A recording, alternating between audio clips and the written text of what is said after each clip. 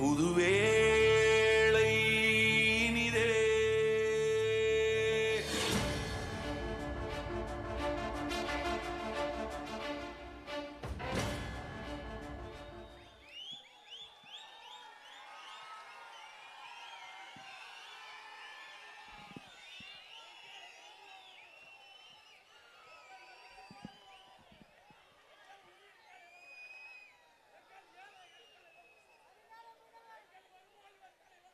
விழா தலைவர்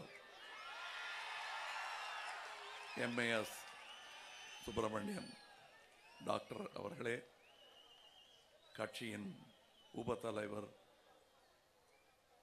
டாக்டர் மகேந்திரன் அவர்களே, அவர் கோயம்புத்தூர் வேட்பாளரும் கூட, வடசென்னை வேட்பாளர் மௌரியா அவர்களே, நாகப்பட்டினம் வேட்பாளர் குருவையா அவர்களே, கடலூர் வேட்பாளர் அண்ணாமலை அவர்களே, சிதம்பரம் ரவி அவர்களே, இங்கு புதுச்சேரியை பொறுத்தவரை இந்த பெயரை சொல்லும் போதெல்லாம் எனக்கு உடனே நினைவு வரும் பெயர் இவருடைய பெயரை ஒத்ததாக இருக்கும், எங்கள் பாண்டி வேட்பாளரின் பெயரை ஒத்ததாக இருக்கும், திரு சுப்பிரமணிய பாரதி அவர்கள். அவரை பாதுகாத்து கொஞ்சம் கூடுதலாக ஆயுளை நீட்டிய ஊர் புதுச்சேரி என்பதனால் இதன் பால் எனக்கு பெரிய மரியாதை உண்டு. ஒரு காலத்தில் எனது ஆசான் திரு பாலச்சந்தர் அவர்கள் பாரதியின் வாழ்க்கையை படமாக எடுப்பதாக முடிவெடுத்த பொழுது நான் சில காலம் பாண்டிச்சேரியில் வந்து தங்கியிருந்து அவர் புழங்கி இருக்கக்கூடிய இடங்களை எல்லாம் சென்று பார்த்தேன். அதுதான் நான் கடைசியாக பாண்டியில் கழித்த நேரங்கள். நண்பர்கள் பலர் இங்கே இருப்பினும் எனக்கு அந்த ஒரு சுற்றுலா மறக்க முடியாத நாட்கள். ஒரு வாரம் தான் இருந்திருப்பேங்க. அது என் மனதில் பதிந்த இந்த வீதிகளை எல்லாம் அமைதியாக அடையாளம் தெரியாமல் நான் நடந்திருக்கிறேன். இங்கே உங்கள் ஊரை பற்றி சொல்லும் போது நான் சொல்றது 35 வருஷத்துக்கு முன்னாடி.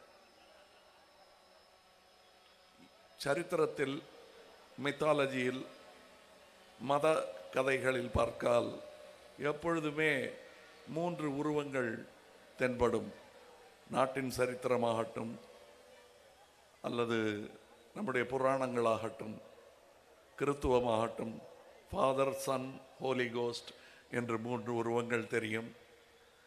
இங்கே ஆக்கும் கடவுள், அழிக்கும் கடவுள், காக்கும் கடவுள் என்று 3 உருவங்கள் தெரியும். அப்படி இங்கேயும் 3 சாமிகள் இருக்கிறார்கள் பாண்டிச்சேரியில். ஆனால் அனைவருமே அழிக்கும் சாமிகளாக இருந்திருப்பதுதான் சரித்திரம் உணர்த்தும் உண்மை. அதைத்தான் அவர்கள் சொல்லி காட்டினார்கள். பாண்டிச்சேரி வேட்பாளர் திரு எம்ஏஎஸ் சுப்பிரமணியம் அவர்கள் சொன்ன கதையில் சரித்திரம் நிறைய இருந்தது. இங்கே இருப்பவர்களுக்கு அது தெரியும். இங்கே இருப்பவர்கள் அதை கதையாக கேட்டவர்கள் இல்லை, வாழ்க்கையாக அனுபவித்தவர்கள். ஆகையால் அவர்களுக்கு தெரியும். அதில் கைத்தட்டல் நகைச்சுவைக்காக தட்டல, ஒரு கோவத்தில் தட்டின கைத்தட்டல் தான் இது. எனக்கு அதுவும் தெரியும். இது எல்லா ஊர்லேயும் ஒரு சாமி இருக்கு. ஸ்ரீபிரியா அவர்கள் சொன்னது போல் அங்கே என் பேருக்கு அர்ச்சனை பண்ணுன்னு சொல்ற சாமியே இருக்கு. அது அந்த ஊர். ஆனால் மொத்தமாக என்னை பொறுத்தவரையிலும் இதுவும் தமிழகம்தான். ஆனால் தனித்தன்மை வாய்ந்த தமிழகத்தின் ஒரு பகுதி. இந்த தனித்தன்மையை புதுச்சேரி இழக்கக்கூடாது என்பது புதுச்சேரியின் ரசிகனாக, இந்தியாவின் ரசிகனாக என்னுடைய வேண்டுகோள். இதற்கு மாநில அந்தஸ்து வேண்டும். எம்ஜிஆர் ஒரு காலத்தில் வாருங்கள் தமிழகத்துடன் இணைந்து விடுங்கள் என்று சொன்னார். இங்கே புதுவை தனித்துவத்துடன் தனியாக திகழ்வது தமிழருக்கும் பெருமை, புதுவைக்கும் பெருமை என்று நான் நம்புகிறேன். இதுல ஒரு 3 கதை சொல்றேன் உங்களுக்கு. ஏன்னா நாங்கள் கதை சொல்ற தொழிலிருந்து வந்தவங்க, அதனால கதையா சொன்னா உங்களுக்கு புரியும்னு நம்புறவங்க நாங்க. ஒரு பெரும் பசியுள்ள பேராசை பிடித்த கொக்கு கதை ஒன்று. ஒரு குளம் கோடை காலத்தில் வற்றுவதை தெரிந்த அந்த சோம்பேறி கொக்கு அங்கிருக்கும் மீன்களிடம் பேசி, லாவகமாக சாதகமாக பேசி, உங்களை வேறு நிறைய பெரிய நீர்ப்பரப்புகள் எனக்கு தெரியும், நான் கொக்கல்லவா, பல இடங்கள் பறந்து வந்த கொக்கு, அதனால் நான் உங்களை கொண்டு போய் அங்கே சேர்க்கிறேன் என்று நட்புடன் மீன்களை காலில் எடுத்துக்கொண்டு கண்காணாத ஒரு பாறையின் உச்சிக்கு கொண்டு சென்று கொத்தி தின்று விட்டு இளைப்பாரி விட்டு அடுத்த மீனிடம் வாக்குறுதி கொடுக்க வரும். இந்த மாதிரி பல மீன்களை தின்று கொண்டிருந்த போது ஒரு குறிப்பிட்ட நாளில் மீன் கிடைக்காததால் நண்டிடம் கதை சொல்லி அதை தூக்கிட்டு போயிருக்கு பாறைக்கு மேலே வச்சு வழக்கம் போல சாப்பிட்றதுக்கு. இங்கே கொண்டு போகும்போதே நண்டு பார்த்துருச்சு. கீழே மற்ற இறந்த சகோதர மீன்களின் எலும்புகள் எல்லாம் அங்கே கிடப்பதை பார்த்ததுடன் நண்டு சுதாரித்து கொண்டு கொக்கின் கழுத்தை கவ்வி விட்டது. அந்த மாதிரி நண்டு தான் மக்கள் நீதி மையம். அதாவது தமிழகத்தின் அரசியல்வாதிகளை கொக்குக்கு சமமாக நான் மதிப்பிட்டு பேசிவிட்டேன் என்று தயவு செய்து மாண்புமிகு கொக்குகள் கோபித்துக் கொள்ளக்கூடாது. கதை சொல்வதற்காக கொக்கை உதாரணம் சொன்னேனே தவிர எனக்கு கொக்கின் பால் நிறைய மரியாதை உண்டு. நல்ல பறவை.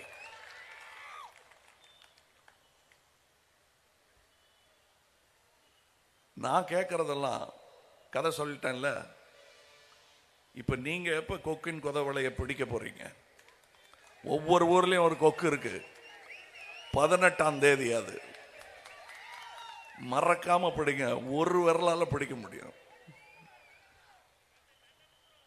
அதை கொத்தி காட்டுங்கள். அவர்கள் தவறுகளை சுட்டி காட்டுங்கள். அதற்கு ஆள்காட்டி விரலின் மை போதும்.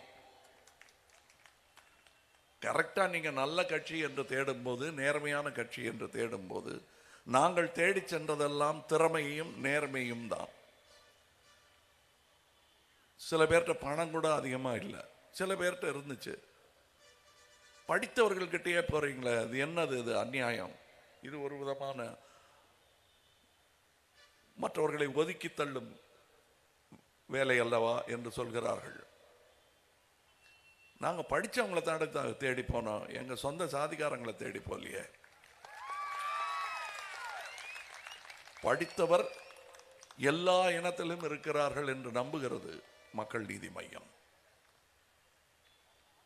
இங்கே நீங்கள் நண்டுபிடி பிடிக்க வேண்டிய நேரம் வந்து விட்டது, அதை மறந்து விடாதீர்கள். இன்னொரு கதை, இது ஒரு நிஜ கதை. இங்கே தமிழகத்தில் கிராமத்தைச் சேர்ந்த ஒரு நோய்வாய்ப்பட்ட பெண்ணின் கதை. மன்னார்குடி அருகில் இருக்கும் பாளையூர் என்ற ஊரில் இருப்பவரின் கதை. இதுக்கும் மாஃபியாக்கும் சம்பந்தம் இல்லை. இது ஒரு ஏழையின் துயர் கதை. மன்னார்குடினால அதான் ஞாபகம் வர்ற மாதிரி பண்ணிட்டாங்க. அது நல்ல ஊர். அது இப்படி சில ஊர்களின் பெயர்களையே கெடுத்து வைத்திருக்கிறார்கள் நம் அரசியல்வாதிகள். ஆக அதை பற்றி பேச வேணாம். நம்ம இந்த சகோதரியின் கதையை சொல்லுவோம். இப்போ கஜா புயலுக்காக எங்களுடைய ஆட்கள் அங்கே போயிருந்த பொழுது, புயலுக்கு முன்னாடி அவர்களுடைய வாழ்க்கையில் ஒரு சோகம் தாக்கிவிட்டது. 4 வருடத்திற்கு முன்பாகவே அவர்கள் படுத்த படுக்கையாக கிடந்து போய்விட்டார்கள். தினக்கூலி வேலை பார்க்கும் கணவன், 2 பெண் குழந்தைகள். கஜா புயலுக்கு போன எங்கள் மக்கள் நீதி மையத்து உறுப்பினர்கள் நிதியுதவி செய்திருக்கிறார்கள். ஒரு 10,000 ரூபாய் செய்திருக்கிறார்கள். இது கதை என்று நீங்கள் நினைத்து விடக்கூடாது. உண்மை என்பதற்கு ஒரு உதாரணமாக இந்த படம். படுத்த படுக்கையா இருந்த அந்த அம்மணி இப்பொழுது எழுந்து உட்கார்ந்திருக்கிறார்கள். அவர்கள் நடைபயில, நடக்க, மீண்டும் தொழில் செய்ய உதவும் அளவுக்கு நிதி உதவியை மக்கள் நீதி மையம் செய்ய போகிறது. இப்படிப்பட்ட ஒரு மையத்திடம் ஆட்சியை கொடுத்தால் இதுபோல் பல லட்சம் பேரை எழுந்து நடக்க வைக்க முடியும். தமிழகத்தின் உதாரணமாக இந்த தாய் என் கண்ணுக்கு தெரிகிறார். படுத்த படுக்கையாக இருக்கிறது தமிழகம். புதுச்சேரியும் அதுதான் என்ற நிலையில் நான் சொல்கிறேன். அதை எழுந்து நிற்க வைக்க வேண்டிய பொறுப்பு உங்களிடம் இருக்கிறது. உங்கள் ஓட்டு அதை செய்ய முடியும். இதுல முக்கியமா புதுசா ஓட்டு போட வரவங்க இருக்காங்க. அவங்களுக்காக 3வது கதை ஒன்று சொல்கிறேன். ஒரு சர்வாதிகார பிடித்த தலையாரி, அவர்களுக்கு அடியில் வேலை செய்யும் பல 100 இளைஞர்கள் கோபமாக காட்டிற்குள் சென்று கோடாலிகள் கொண்டு மரங்களை வெட்டி சாய்த்து கொண்டிருந்தார்களாம். ஒரு பெரியவர் அங்கே வந்தது, எதுக்கு வெட்டி சாய்க்கிறீங்கன்னு. இங்கே தலையாரையை ஒன்றும் கேட்க முடியலைங்க. கோபம் வரும்போது எதுவும் தப்பு பண்ணிடக்கூடாது, நீங்கள் காட்டுக்குள்ளே வந்து மரத்தை எல்லாம் வெட்டி சாய்ச்சிட்டு போயிடுவோம். அப்போ கோபம் தணிஞ்சிரும். மறுபடியும் போய் கூலி வேலைக்கு பார்த்துட்டு அவர் சொன்னபடி கேட்டுருவோம்.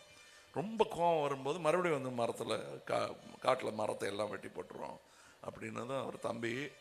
200 பேர் இருக்கீங்க, ஒரு தலையாரி தான். நீங்க நினைச்சா அவரை அப்புறப்படுத்தலாம், அதுக்கு கோடாலி கூட வேணாம். 200 பேரும் பின்னாடி கையை கட்டிக்கிட்டு நெஞ்ச நிமித்திக்கிட்டு ஒரு உருமுனீங்கன்னா ஓடிடுவாங்க. நீங்க எதுக்கு மரத்தை எல்லாம் வெட்டி சாய்ச்சிக்கிட்டு இருக்கீங்க அப்படின்னு அவர் சொன்னாராம். அது புரிஞ்சு சரிதானே என்று மனம் மாறினார்களாம் அந்த இளைஞர்கள். இப்ப ட்விட்டர்ல கோபத்தை காட்டிக் கொண்டிருக்கும் இளைஞர்கள் அந்த ட்விட்டர் காட்டில் மரத்தை வெட்டிக்கிட்டு இருக்காங்க. அவ்வளவுதான். என்னையே அப்படித்தான் கேள்வி பண்ணிக்கிட்டு இருந்தாங்க. இவர் சும்மா ட்விட்டர்ல பேசுவாருங்க, களத்துல இறங்க சொல்லுங்க பார்ப்போம் அப்படின்னாங்க. 3 மாதத்தில் களம் இறங்கி விட்டேன்.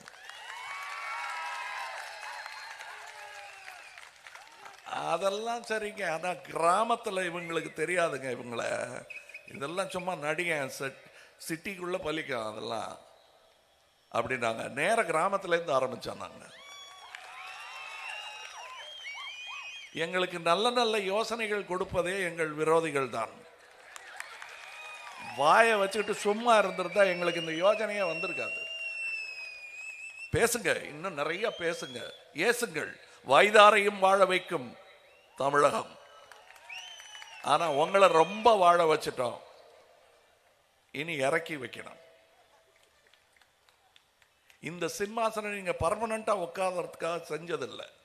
அசௌகரியமாக இருக்க வேண்டும் ஜனநாயக நாற்காலி தலைவனுக்கு. அதுவும் சௌகரியமா சாஞ்சு அங்கேயே பிடிச்சிக்கிட்டு உட்கார்ந்துடக்கூடாது.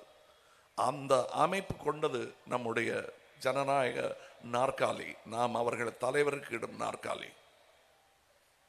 நீங்க இது விளையாட்டா நினைக்காதீங்க. இந்த மக்கள் கொந்தளிச்சிட்டாங்கன்னா இடது வார இழுத்தால் வலது பக்கம் திரும்புவோம், வலது வார இழுத்தால் இடது பக்கம் திரும்புவோம். இந்த மாதிரி திரும்பி திரும்பி குதிரை ஓடக்கூடாதுங்கிறதுக்காகத்தான் சரியான ரைடர் ஒருத்தர் வேணும், சரியான லகான் பிடிக்கிற ஆள் வேணும். அதுதான் மையம். அது நான் தான் சொல்லல, நாம இருக்க வேண்டும் என்கிறேன்.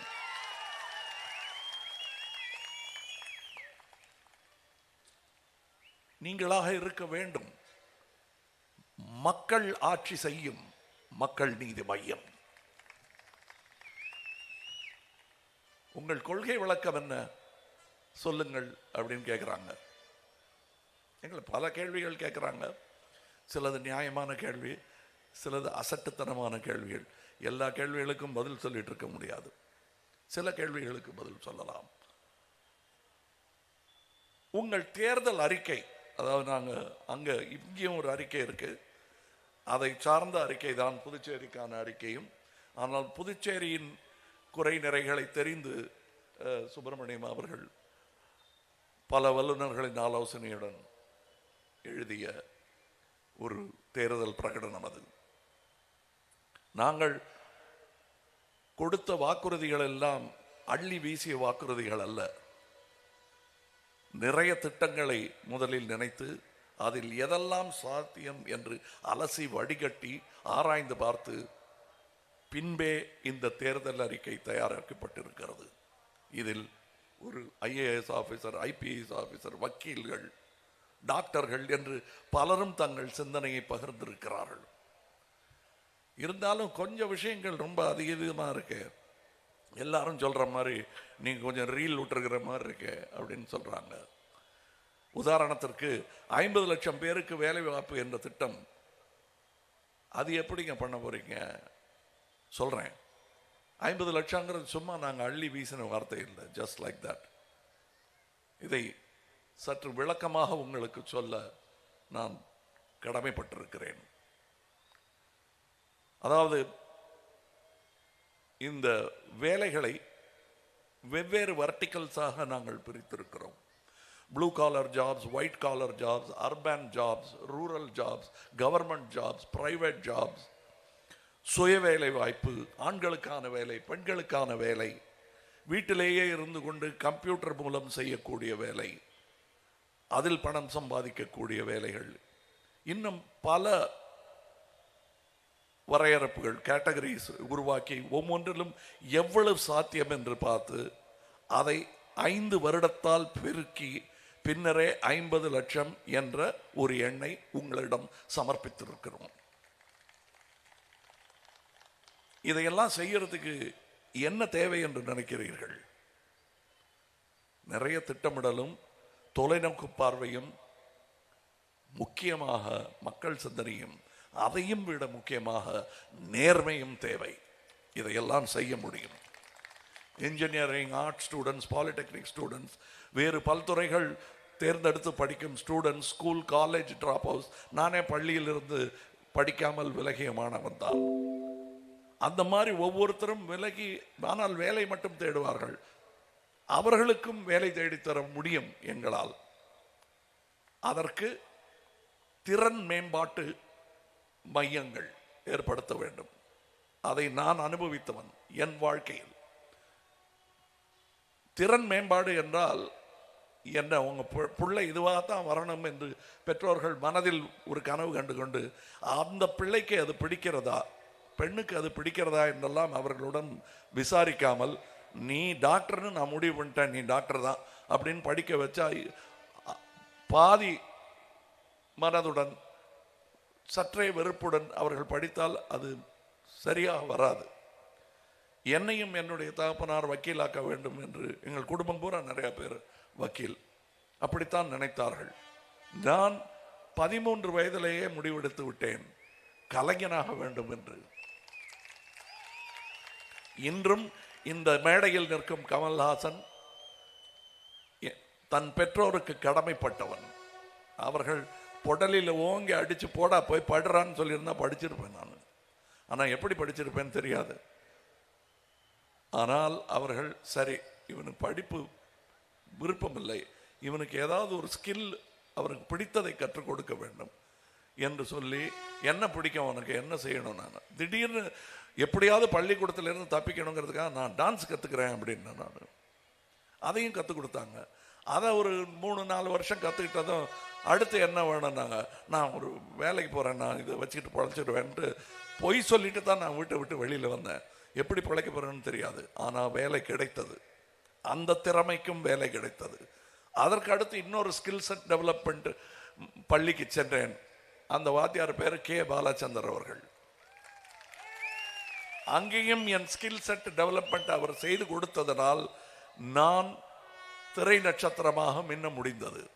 இது எல்லார் வாழ்க்கையிலும் நிகழ வேண்டும் என்று ஆசைப்படுபவர் நான். ஸோ பள்ளிக்கூடத்தில் படிச்சுட்டு நான் எங்கே போகிறது, எப்படி போகிறது? நீங்கள் டான்ஸ் கற்றுக்கிட்டீங்க, எனக்கு டான்ஸ் வராது. சரி, ஒரு மாணவி நன்றாக ஓவியம் வரைவாள் என்றால் அவருக்கு என்று டிசைன் திறன் இருக்கிறது என்பதை புரிந்து கொண்டு டிசைனர் ஒர்க் ஷாப் அவருக்கு கொடுக்கலாம்.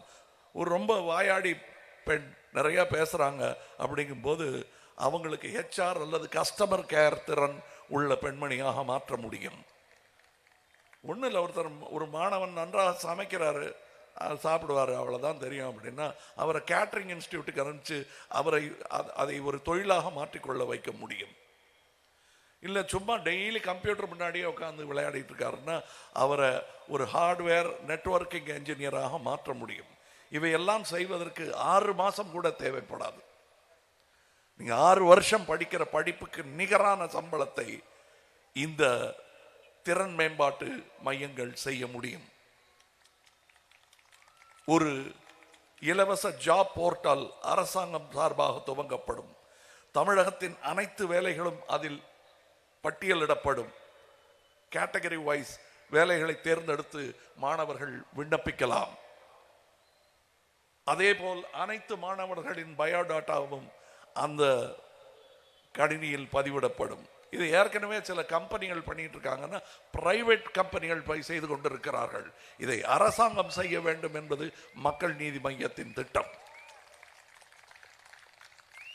நம் வளங்களை முறையாக பயன்படுத்திக் கொள்ள தெரிந்த நிறைய மல்டிநேஷனல் கம்பெனிகளை நம் மாநிலத்திற்கு கொண்டு வர முயற்சி மேற்கொள்ளப்படும். சுய தொழிலுக்கு ஒரு குறிப்பிட்ட தொகை வரையில் ஒருவர் தகுதியின் பேரில் கொலாட்ரல் ஃப்ரீ லோன்ஸ் அரசு வங்கிகள் மூலம் அவருக்கு வழங்கப்பட வேண்டும். கொலாட்ரல் ஃப்ரீ லோன்ஸ்னா உங்கள் வீட்டை அடகு வைங்க அப்புறம் உங்களுக்கு கடன் கொடுப்போங்கிறது சரியான தொகையாகவோ கடனாகவோ இருக்காது. அது செய்யறதுக்கு வெளியிலேயே வட்டி கடைகள் நிறையா இருக்கு. அதை அரசு செய்ய வேண்டியதில்லை.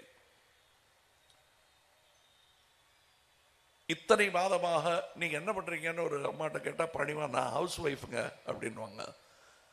அவர்களை கூட வீட்டில் இருந்தபடியே சிறுதொழில் செய்வதற்கு ஊக்கப்படுத்தும் எங்கள் அரசு.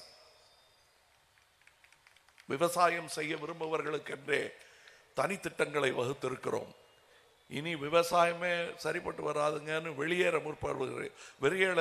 முற்படுபவர்களை தடுத்து நிறுத்தி அவர்களை மீண்டும் விவசாயத்துக்கு கொண்டு சென்று அதை லாபகரமான ஒரு தொழிலாக மாற்ற முடியும் என்று திண்ணமாக நம்புகிறது மக்கள் நீதி மையம். விவசாயம் செழிச்சிட்டோம்னா இந்த வேலை தேடுற வேலையே இருக்காது. எல்லாருக்கும் கொஞ்சம் கொஞ்சம் வேலை வந்துடும். ஊனமற்றவர்களுக்கு என்று தனியாக வேலை வாய்ப்பு செய்ய முடியும். திருநங்கைகளுக்கு என்று தனியாக திட்டங்கள் இருக்கின்றன. நடுத்தர வயதில் வேலை இழந்தவர்களுக்கு என்று தனியான திட்டங்கள் செய்ய முடியும். தொழில் வாரியான திட்டங்கள், பகுதி வாரியான திட்டங்கள் என்று வெவ்வேறு திட்டங்களை தயாரித்து வைத்திருக்கிறோம். இப்படி இத்தனை திட்டங்களை ஒரு புத்தகமே இருக்கிறது எங்கள் கையில். எங்களை பார்த்து கேட்காதீர்கள் இதையெல்லாம் எப்படி செயல்படுத்த போகிறீர்கள் என்று. இப்பொழுது போட்ட இந்த புத்தகம் போற நம்ம சரித்திர புத்தகத்தில் அசோகர் குளம் வெட்டினார், மரம் நட்டார் என்றெல்லாம் படித்திருக்கிறோமே, அதை செய்தாலே நிறைய வேலைகள் கிடைக்கும். 60,000 கிராமங்கள் இருக்கும் தமிழகத்தில் 30,000 இடத்துல ஏரிகளையும் குளங்கரையும் வெட்டினால் 30,000 இன்டு 200 பேருக்கு வேலை கிடைக்கும். தீர்ந்துதா உங்க கணக்கு? ஸோ எங்க கிட்ட கணக்கு கேட்காதுங்க. சும்மா நாங்க வாக்குறுதிகளை அள்ளி வீசுறதுக்கு வரல. இங்க எங்களுக்கு பெருமை தரும் விஷயம், மற்றவர்களை தெரிந்திருந்தும் கண்டுகம் காணாமல் அப்புறம் முகத்தை திருப்பிக் கொண்ட விஷயத்தை எடுத்து முன்னால் வைத்தோம். மனித கழிவை மனிதனே அகற்றும் அவலம் போக்கப்பட வேண்டும் என்று சட்டம் இயற்றி ரொம்ப நாள் ஆயிற்று. யாருமே அதை தங்கள் தேர்தல் பிரகடனத்தில் சொல்லவில்லை. அதெல்லாம் எனத்துங்க அசிங்க அப்படின்றாங்க. அவன் அந்த மாதிரி மனித கழிவை அள்ளும் அவலத்திற்கு ஆளாக்கியதே நாம் தானே, நம் கழிவுகள் தானே அது. அவரை பற்றி யோசிக்க வேண்டாமா? அதை யோசிக்கிறது துல்லியமாக சென்சிட்டிவாக யோசிக்கும் ஒரு கட்சி மக்கள் நீதி மையம். இரண்டாவது கேள்வி எங்களை கேட்கறது, நாங்க எதுக்குங்க மக்கள் நீதி மையத்துக்கு அதுவும் இந்த தேர்தலில் ஓட்டு போடணும் அப்படிங்கிறாங்க. மக்கள் நீதி மையம் என்ன செய்யும்? இத்தனை வருஷம் ரெண்டு கட்சியும் செய்யாத நல்ல விஷயங்களை எப்படி நீங்க செய்ய போறீங்கன்னு. ரெண்டு கட்சியும் நல்ல விஷயங்களை செய்வதாக சொன்னார்களே தவிர செய்யவில்லை. இங்க இருக்கிற 3 சாமிமார் தான் அங்க இருக்கிற சாமிகளும். அவங்க செய்யல, செய்ய முடியும். அவங்க சொத்து சேர்த்துக்கிட்டாங்க. அந்த சாமிகள் எல்லாம் தன் கோவில் வாசலில் உண்டியல் வைத்து அதை அவர்களே உடைத்து எடுத்துக்கொண்டு போய்விட்டார்கள். மக்களுக்கு என்று ஒதுக்கினால், நான் அதைத்தான் பல பல பல மீட்டிங்லையும் நான் சொல்லிட்டு இருக்கிறது,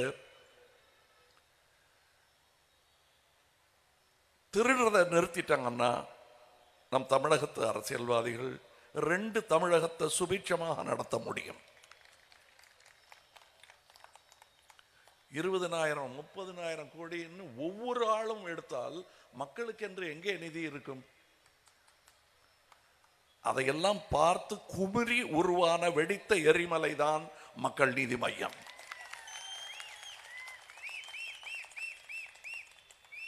இதை செய்து காட்டுவோம், செய்ய முடியும் என்ற எனக்கு நம்பிக்கை அளிப்பது நீங்கள். பிறகு எனக்கு பின்புலத்தில் இருந்து கொண்டு எனக்காக வேலை செய்து கொண்டிருக்கும் செயற்குழு, அதை சேர்ந்த சில பேர் கேண்டிடேட்டாக மாறி இருக்காங்க, அதில் இப்போ வேட்பாளர்களாக மாறி இருக்கிறார்கள். இவர்களெல்லாம் என்னுடன் கூட சேர்ந்து இந்த திட்டங்களை செயல்படுத்த வேண்டும் என்று முனைப்பில், ஆர்வத்தில், கோபத்தில் இருக்கிறார்கள். செயல்படுத்துவார்கள். இங்க அமைதியா பேசுறாங்கிறதுக்காக எங்களுக்கு கோபம் இல்லைன்னு நினைச்சிடாதீங்க. குருவையா சாரெல்லாம் நாங்க அடக்கி வச்சிருக்கோம். தனியா பேசுனா தீ பறக்கும். அவ்வளவு கோபம் வேணாங்க, நம்ம வேலையில காட்டிக்குவோம் அப்படின்னு பிடிச்சு வச்சிருக்கோம் அவரை. இங்க இருக்கிற மௌரியா அவர்கள் போலீஸ்காரராக இருந்தவர்கள். விட்டா ரவுடியெல்லாம் ஒரே நாளில் தூக்கிட்டு வந்து கொட்டிடுறவங்க காலடியில் என்று சொல்லக்கூடியவர் அவர். அவரையெல்லாம் பிடிச்சு வச்சிருக்கோம். இருங்க, நமக்கு அந்த அந்த அதிகாரத்தை மக்கள் தரட்டும், அதுக்கப்புறம் செஞ்சு காட்டலாம்னு சொல்லியிருக்கேன். காத்து கொண்டிருக்கிறார்கள். இங்கே சிதம்பரத்து இளைஞர் பேசியது போல் ஒவ்வொரு ஊரிலும் எங்களுக்கு இளைஞர்கள் நம் குரல் டெல்லியில் ஒலிக்க ஏற்பாடு செய்து கொண்டிருக்கிறார்கள். இது வெறும் யார் பிரதமர்னு முடிவு பண்ற தேர்தல் மட்டும் இல்லைங்க. நம் கதி என்ன அப்படின்னு நாம் கேள்வி எழுப்பும் பாராளுமன்ற அந்த அந்த அந்த மண்டபத்தில் நம் குரல் எதிரொலிப்பதற்கான முன்னேற்பாடுதான். இவர்களெல்லாம் புதுவைக்காக அங்கே குரல் கொடுப்பார். தனி கணக்குன்னு நான் சொன்ன அந்த உண்டியல் தானே தனி கணக்கு. சாமி கோவில் வாசல்ல இருக்கிற உண்டியல் ஆக்கிட்டாங்க. அதை பொது கணக்கில் கொண்டு வர வேண்டும் என்று போராட ஒரு பலமான குரல் வேண்டாமா? சுயநலமான ஆளை அனுப்பி வச்சோன்னா செய்ய மாட்டாரு. அதற்கான சான்றுகள் அவருடைய வாழ்க்கையாகவே அமைந்திருப்பது. எங்களுக்கு அவரை கண்டுபிடிப்பது சுலபமாக இருந்தது. ஏற்கனவே நாங்கள் நினைத்து வைத்ததை செய்து கொண்டிருக்கிறார் ஒருவர். ஒரு புற்றுநோய் ஆஸ்பத்திரியை நண்பர்களுடன் சேர்ந்து அவரே நடத்தி கொண்டிருக்கிறார். அவர் அரசாங்கத்தின் உதவியால் மட்டும் அதை செய்யவில்லை.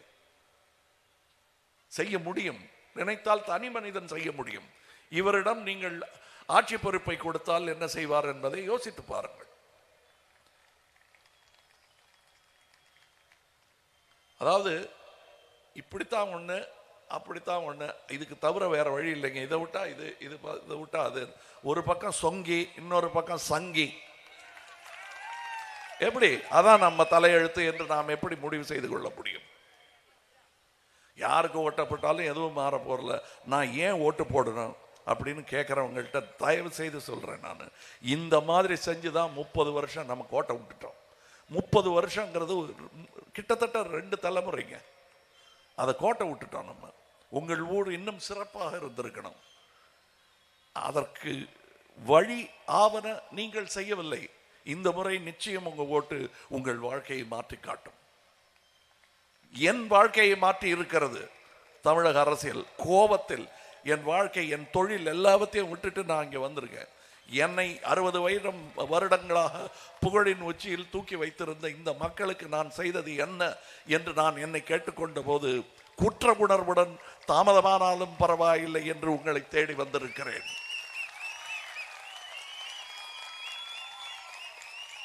நான் சும்மா சினிமா டயலாக் இல்ல நான் சொல்றது. இனி என் எஞ்சிய வாழ்க்கை உங்களுக்குத்தான். அதை சொல்வதற்கு வேதனைப்படுகிறேன். ஏன்னா இவங்களுக்கு இன்னும் என் பாதி வாழ்க்கை கொடுத்திருக்க வேண்டுமே, என் வாழ்க்கையின் ஒரு பகுதியை அர்ப்பணித்திருக்க வேண்டுமே. எஞ்சிய வாழ்க்கை என்று சொல்லும் நிலைக்கு நான் தாமதப்பட்டு விட்டேனே என்று வருத்தப்படுகிறேன். தாமதமாக வந்ததற்கு உங்களிடம் மன்னிப்பு கேட்டுக்கொள்கிறேன். ஆனால் எஞ்சிய வாழ்க்கை உங்களுக்காகத்தான். எனக்கு சினிமா, ஏன்னா நான் இங்கிருந்து நான் உண்டியல் வைக்கிற சாமி இல்லைங்க. நான் சாமியே இல்லை, நான் மனிதன். அதனால என்னுடைய சம்பாத்தியமும் கொஞ்சம் இருக்க வேண்டும் என்பதற்காகத்தான் நான் இன்னும் சினிமாவில் நடிச்சிட்டு இருக்கேன். இல்லைன்னா அதையும் மூட்டை கட்டி வச்சுட்டு வந்துடுவேங்க. இப்ப இந்த மாதிரி மேடைகளில் நான் நிற்பதற்கு கூட காசு தேவைப்படுகிறது, சுப்பிரமணியத்திற்கும் தேவைப்படுகிறது. இதெல்லாம் எங்க இருந்து வந்தது? யாராவது எங்களுக்கு ஃபைனான்ஸ் பண்றாங்கன்னு நினைக்கிறீங்களா? இல்ல,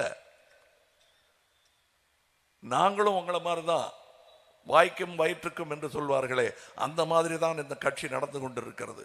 இது இப்படியே பசித்திருக்க வேண்டும், விழித்திருக்க வேண்டும், தனித்திருக்க வேண்டும் என்று நாங்கள் நினைத்ததனால்தான் இந்த தைரியம் எங்களுக்கு வந்தது. நாங்கள் தனித்து நிற்கிறோம். மற்றவர்கள் எல்லாம் காட்டில் யானை பயத்திற்காக ஒன்றாக குழுமி கும்பலாக போவார்களே சபரிமலைக்கு, அந்த மாதிரி போயிட்டு இருக்காங்க கூட்டணி. சேராத கூட்டம் எல்லாம் சேர்ந்து விட்டது. கூடி கலைவது கூட்டம், இது சங்கமம்.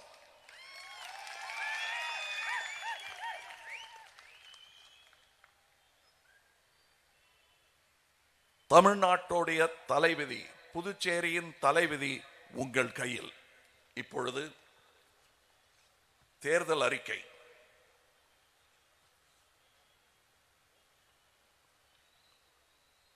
புதுச்சேரி மாநிலத்தின் சரித்திரம் உங்களுக்கு தெரியும், அது இங்கே இருக்கிறது. அதை பற்றி உங்களுக்கு நாம் திரும்ப சொல்ல வேண்டியதில்லை. Carrying coal to Newcastle என்பார்கள். கொல்லன் பற்றையில் ஊசி விற்பது போன்ற விஷயம் அது.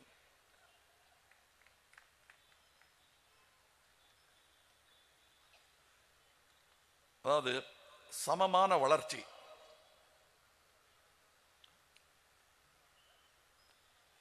அதற்கு முன்பாக மாநில அந்தஸ்து, புதுச்சேரிக்கு மாநில அந்தஸ்து பெற்று தருவோம்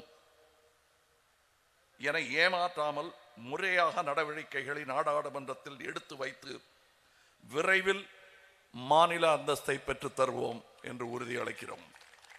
இது நிஜமான உறுதிமொழிங்க.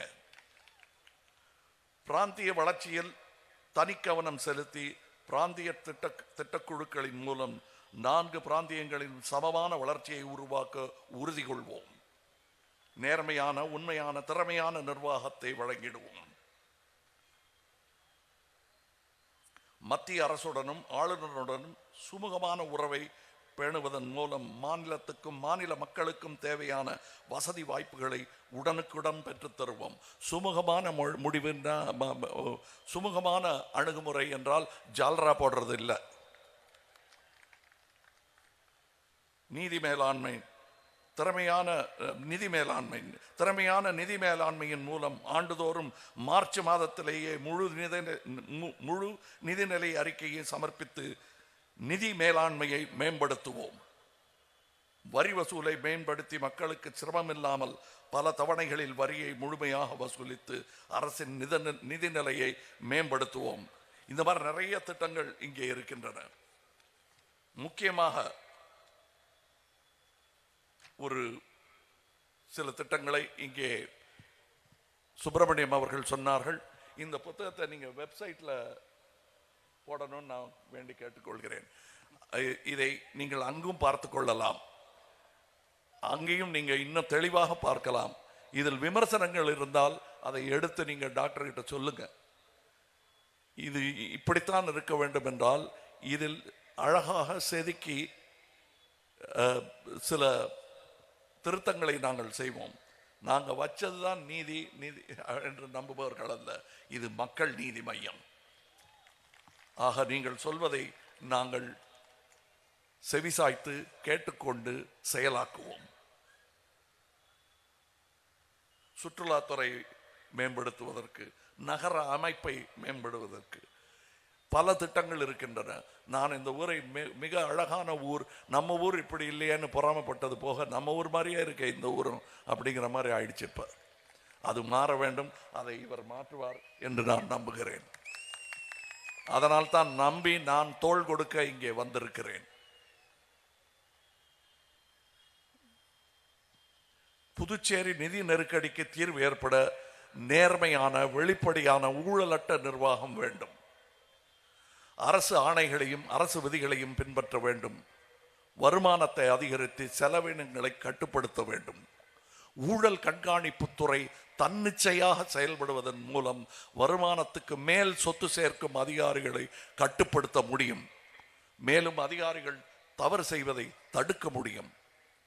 சட்டம் ஒழுங்கு சீரமைக்கப்பட்டால் தொழிற்சாலைகள் இடம்பெயர்வது தடுக்கப்பட்டு புதிய தொழிற்சாலைகள் இங்கே உருவாகும். அதை கொண்டு வர முடியும். அந்த வாய்ப்பை அதிகரிக்க முடியும். அதிகரிப்போம் என்று உறுதியளிக்கிறோம். லோக்பால் சட்டம் அமலாக்குவதற்கு மத்திய அரசை வலியுறுத்த வேண்டும், வலியுறுத்துவோம். மீண்டும் புதுச்சேரி யூனியன் பிரதேசத்தை மத்திய தொகுப்பு நிதியில் சேர்க்க ஆவணம் செய்வோம். மத்திய அரசிடமிருந்து மானியத்தை 70% உயர்த்தி பெற வேண்டும். புதுச்சேரிக்கு தனி மாநில அந்தஸ்து பெற்று தந்தே ஆக வேண்டும். மூடப்பட்டுள்ள ரோடியர் மில்ஸ், கூட்டுறவு சர்க்கரை ஆலை, ஸ்பின்கோ உள்ளிட்ட ஆலைகளை மீண்டும் திறக்க வேண்டும். இந்த வாக்குறுதிகளை இப்பொழுது உள்ள அரசியல் கட்சிகளால் செய்ய முடியாது. ஏற்கனவே அதிகாரத்தில் இருந்தபோது செய்யவில்லை, இனியும் செய்ய மாட்டார்கள் என்ற நம்பிக்கை அழுத்தமாக மக்கள் மனதில் வந்துவிட்டது. மக்கள் நீதி மையம் அதை செய்யும். அதை செய்வதற்கான எல்லா முயற்சியும் எடுக்கும். அதற்கு எங்கள் அணிவகுப்பின் கூர் நுனியாக இங்கே டாக்டர் சுப்பிரமணியம் அவர்கள் இருப்பார்கள் என்று நம்புகிறோம். டார்ச் லைட் சின்னத்தில் அவருக்கு வாக்களியுங்கள். புதுவை ஒன்றை தேர்ந்தெடுங்கள். நன்றி. நாளை நமதே. வணக்கம்.